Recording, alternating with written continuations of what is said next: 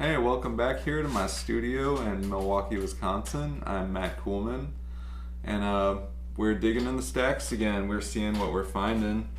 Then I'm gonna pull out of my archives of very old work and put up for sale. We're gonna explore together because this one is, man, you can see it's kind of dirty.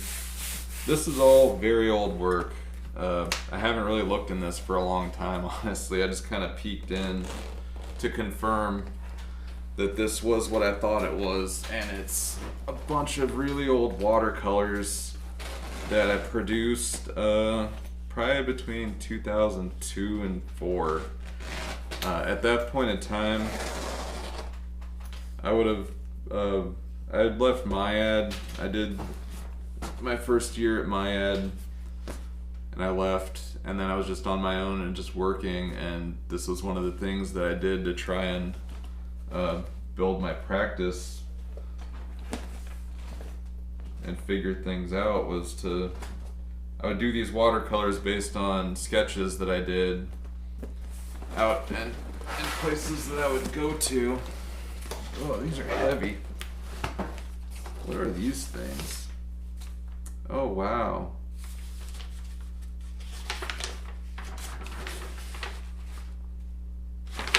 Print portfolios. I have a bunch of them. Why do I have a bunch of them? Yeah, this is a collection of prints that we did. Everyone in the class, in my lithography class at KU, did one, and then we all traded at the end. So I didn't even know these were in here. That's great that we're digging in the stacks, man. Oh, here's my boy Andy Burkett. Andy, got your print, dude. Yeah, these are great. Cool. Well, we'll put this aside. Maybe I'll start another segment called Digging Through Other People's Stacks.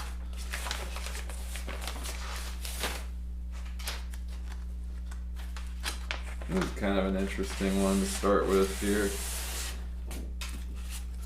So yeah, this is a lot of the type of stuff that is in this portfolio here. I'll do a few detailed shots or whatever, do some still shots so you can see things more finely. Yeah, this is a watercolor painting that I would have done based on I carried my sketchbook around everywhere with me at the time. I was kind of a backpack kid, and I would always have like a few wood blocks with me and a few sketchbooks and maybe some reading books too, because I'd be using those things constantly, and I would draw on the wood blocks and take them home and carve them and do relief prints with them, and I would take the sketchbooks and capture scenes like this and just take it home and then rework it. I think I probably have like some other versions of this in there somewhere. And this is probably one of the better ones that came out of it. Like sometimes, like I said, I was just kind of fumbling through and figuring things out on my own, and sometimes the results really weren't that great, and I still hung on to it anyway. But I really kind of like this one. I like the attention that I gave to that wood wall back there. This is at the 8th Street Taproom in Lawrence, Kansas. This was one of my favorite places to hang out at the time. There were a lot of really cool artists, a lot of cool people that hung out there. And if you've ever been in a college town, you kind of know that a lot of the bars sort of get dominated by the college life, and that was certainly the case in Lawrence at the time. And I got really into going to the tap room because it was one that was not a college bar. It was all townies. It was all local people, and that pool table, actually, I played on that pool table a lot.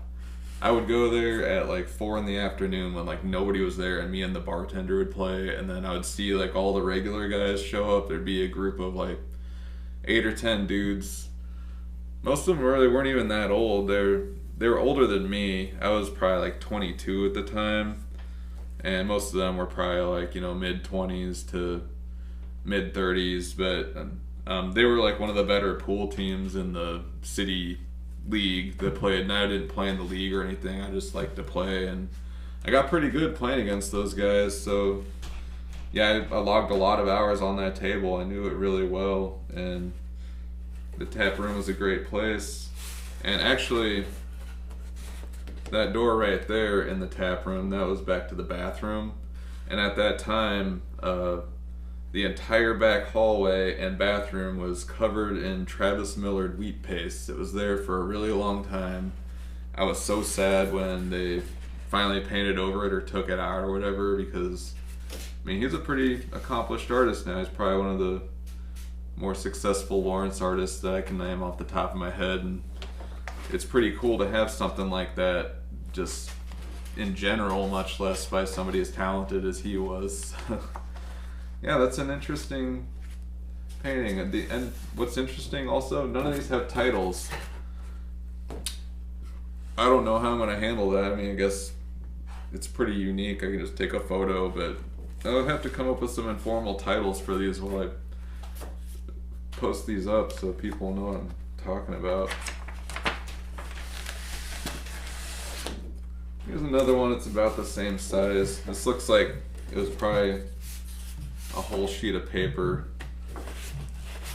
that I tore in half or something. Half sheet of watercolor paper.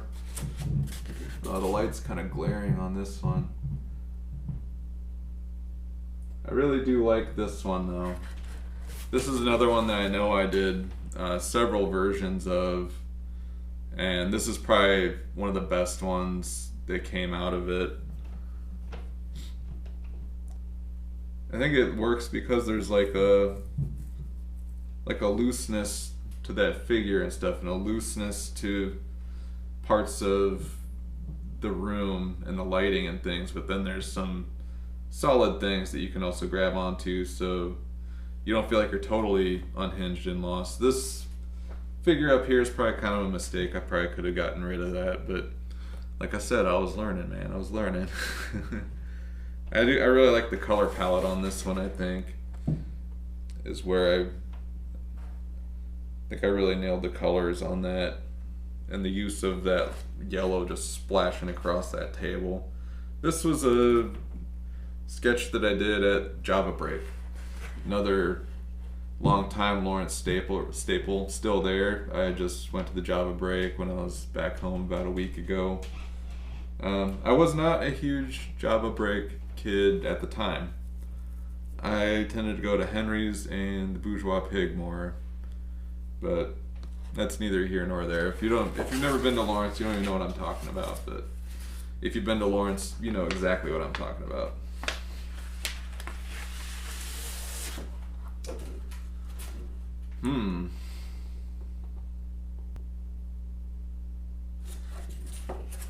Well, I don't know if this is a nice addition to this painting or if I ruined it like writing this musing on this painting. This one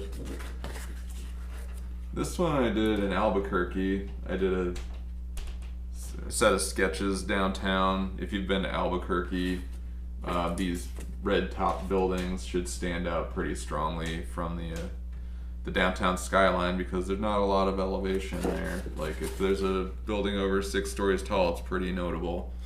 But this is a pretty cool painting.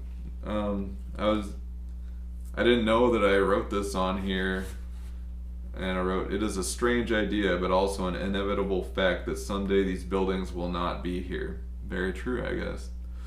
But what will replace them? Maybe structures so futuristic they cannot be imagined, or perhaps a pile of rubble from the building I see now. And with the future constantly becoming the past, now is nothing more than a fragile idea. My initials. Yeah, it sounds like something you'd write when you're like 21. I was probably about 21, 20 when I painted this. Trying to figure out life. Thinking about life while painting buildings that you see around you. I lived in Albuquerque for a year. It was 2002 to 3, and incredibly fun time. I spent a lot of time biking around the city, again with the backpack, sketchbooks loaded up in there all the time. I worked at an art supply store too. That's where I actually got this portfolio. I dug it out of the trash. The guy was throwing it away for some reason. I was like, I could use that. So now it holds these paintings that I've never shown anywhere. I've never shown any of this work ever. Like, not even informally. Like, I've shown it to people in my apartment and that's it. So this is really the first time any of this is being seen out there at all. Yeah, this is another interesting painting. Again, no title, so I don't know how to refer to it, but that's the story behind this one. We'll do one more. I don't want these segments to be getting too long. Ooh, we'll do two more, because these are some kind of interesting ones. So this one I did on the block, because I go all the way to the edge. It doesn't have that decal around it. But this is a self-portrait that I did.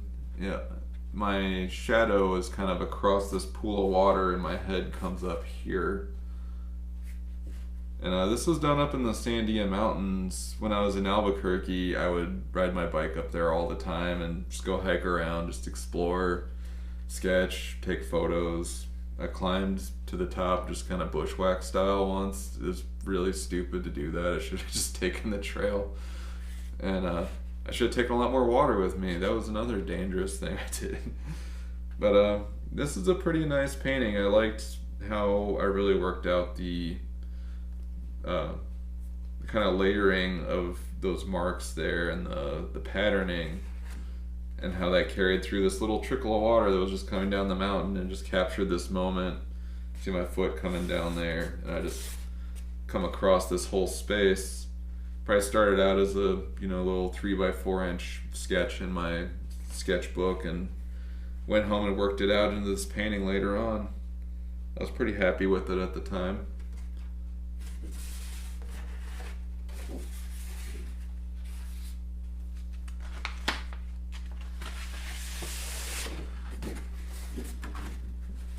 And this is the last one that I'll take out today. This is another from Albuquerque, done on the watercolor block.